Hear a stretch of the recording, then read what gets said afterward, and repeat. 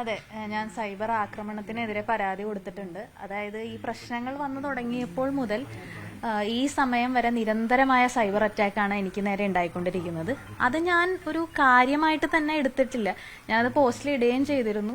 ഞാനതൊരു ബഹുമതിയായിട്ടാണ് കാണുന്നത്. കാരണം കൊള്ളുന്നവർക്ക് പൊള്ളുന്നുണ്ട് എന്നുള്ളത് തന്നെയാണ് അതിന്റെ സത്യം എന്ന് എനിക്കറിയാം.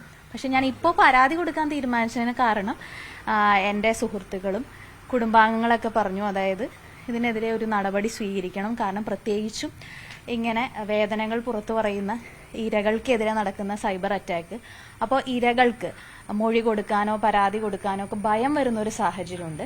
അപ്പോൾ ഞാൻ തന്നെ മുൻകൈ എടുത്തിട്ട് അതിൽ പരാതി കൊടുക്കുകയും അതിന് വേണ്ട നടപടിക്കായി ശ്രമിക്കുകയും ചെയ്യണം എന്നുള്ളത്. അപ്പോൾ എനിക്ക് തോന്നുന്നു എനിക്ക് വേണ്ടിയിട്ടല്ല, എല്ലാ സ്ത്രീകൾക്കും വേണ്ടിയിട്ടാണ് ഞാൻ ഇങ്ങനെ ഒരു തീരുമാനത്തിലേക്ക് വന്നത്. അപ്പോൾ അതിനെ അടിസ്ഥാനപ്പെടുത്തി ഞാൻ സൈബർ പോലീസിനും അതുപോലെ പോലീസ് മേധാവികൾക്കും മുഖ്യമന്ത്രിക്കും നേരിട്ട് പരാതി നൽകിയിട്ടുണ്ട്. കൃത്യമായ ആളുകളുടെ പേരും ലിങ്കും ഒക്കെ വെച്ചിട്ടാണ് ഈ പരാതി? അതെ അതെ, ഞാനത് ട്രേസ് ചെയ്തിട്ടുണ്ട്. അതിൽ ഏറ്റവും കൂടുതൽ ബുദ്ധിമുട്ടുണ്ടാക്കിയിട്ടുള്ള ഒരു കാര്യം എന്ന് പറയുന്നത്, എനിക്കെതിരെയുള്ള സൈബർ അറ്റാക്ക് അല്ല, എനിക്ക് പരിചയമുള്ള മറ്റ് പുരുഷ സുഹൃത്തുക്കൾ, പ്രശസ്തരായ പുരുഷ സുഹൃത്തുക്കളെ കൂടി ഇതിലേക്ക് വലിച്ചിഴയ്ക്കുന്നു എന്നുള്ളൊരു പ്രശ്നമുണ്ട്. അപ്പോൾ അതുകൊണ്ടും കൂടിയാണ് ഞാൻ അങ്ങനെ ഒരു തീരുമാനമെടുത്തത്.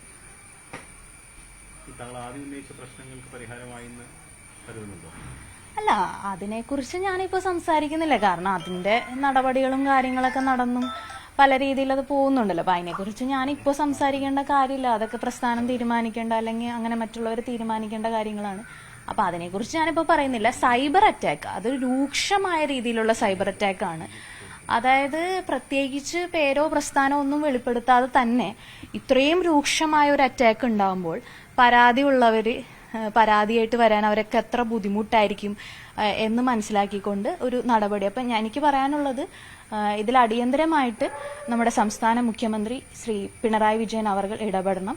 ഇതിൽ കുറ്റക്കാരായിട്ടുള്ള അനാവശ്യമായി കമന്റുകൾ ഇടുകയും അതുപോലെ വീഡിയോസ് ചെയ്യുന്നവരെയും എത്രയും പെട്ടെന്ന് നിയമത്തിന്റെ മുന്നിലേക്ക് കൊണ്ടുവരണമെന്ന് ഞാൻ അഭ്യർത്ഥിക്കുകയാണ്.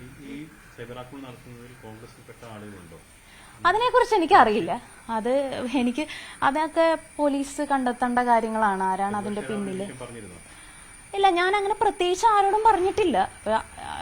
ഈവൻ അദ്ദേഹത്തെയും കൂടി ഉൾപ്പെടുത്തിക്കൊണ്ടുള്ള അറ്റാക്കുകൾ കൂടിയുണ്ട്. എല്ലാ കാര്യങ്ങളും തന്നെ ഞാൻ എന്റെ പരാതിയിൽ മെൻഷൻ ചെയ്തിട്ടുണ്ട്. കൊള്ളുന്നവർക്ക് പൊള്ളുന്നു എന്ന് പറയുമ്പോഴേ ഈ ആരോപണ വിധേയന്റെ ഭാഗത്ത് തന്നെയാണ് ഇത്തരം സൈബർ അറ്റാക്കിന് ചിന്തിക്കപ്പെടുന്നുണ്ടോ? അങ്ങനെയല്ല, ആർക്കാണോ അത് കൊള്ളുന്നത് അവർക്ക് പൊള്ളുന്നത് കൊണ്ടാണല്ലോ ഇങ്ങനെ പെയ്ഡായി കൂട്ട ആക്രമണം നടത്തുന്നത്. അപ്പൊ ഈ ആരോപണ വിധേയൻ പെയ്ഡ് ആക്രമണത്തിന് അഴിച്ചുവിടുന്നു എന്നുള്ളതാണ്. തീർച്ചയായിട്ടും ഇതിന് ആരാണെങ്കിലും, ആരോപണ വിധേയൻ എന്നല്ല, ആരാണെങ്കിലും ഇതിന്റെ പിന്നിൽ പ്രവർത്തിക്കുന്ന ആരാണെങ്കിലും ഒരു പെയ്ഡ് രീതിയിൽ തന്നെയാണെന്നാണ് ഞാൻ വിശ്വസിക്കുന്നത്.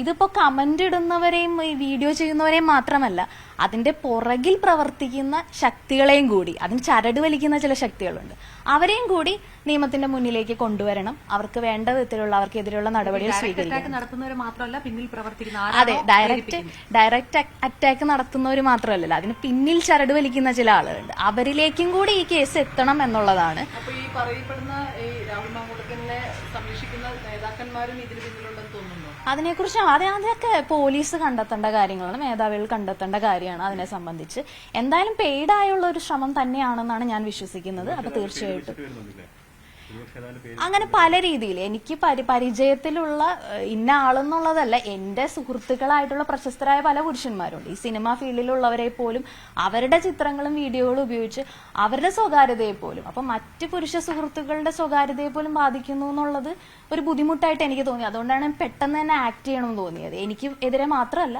സുഹൃത്തുക്കൾക്കെതിരെയും കൂടി, അവരെയും കൂടി ഇതിലേക്ക്, ഒന്നും അറിയാത്തവരെ പോലും ഇതിലേക്ക് വലിച്ചഴക്കുന്നുണ്ട്. അപ്പൊ അതുകൊണ്ടാണ് ഒരു ആക്ട് ചെയ്യണം എന്ന് എനിക്ക് തോന്നിയത്. അപ്പൊ എത്രയും പെട്ടെന്ന് കുറ്റവാളികളെ നിയമത്തിന്റെ മുന്നിലേക്ക് കൊണ്ടുവരണം എന്നുള്ളത്. നിയമസഭയിൽ വരണം എന്ന് പങ്കെടുക്കുന്നത് ശരിയാണെന്ന് തോന്നുന്നുണ്ടോ? അല്ല, അതിനെക്കുറിച്ചൊന്നും ഞാൻ ഒന്നിനെക്കുറിച്ചും പ്രതികരിക്കേണ്ട കാര്യമില്ല. അതൊക്കെ ഞാൻ പറഞ്ഞല്ലോ, അത് പ്രസ്ഥാനവും അവരൊക്കെ തീരുമാനിക്കേണ്ട കാര്യങ്ങൾ, അതിലൊന്നും ഞാൻ ഒപ്പൈൻ ചെയ്യേണ്ട കാര്യമേ ഇല്ല. പാർട്ടി തള്ളി പറഞ്ഞ അതിനെക്കുറിച്ച് ഞാൻ ഒപ്പൈൻ ചെയ്യേണ്ട കാര്യമില്ല.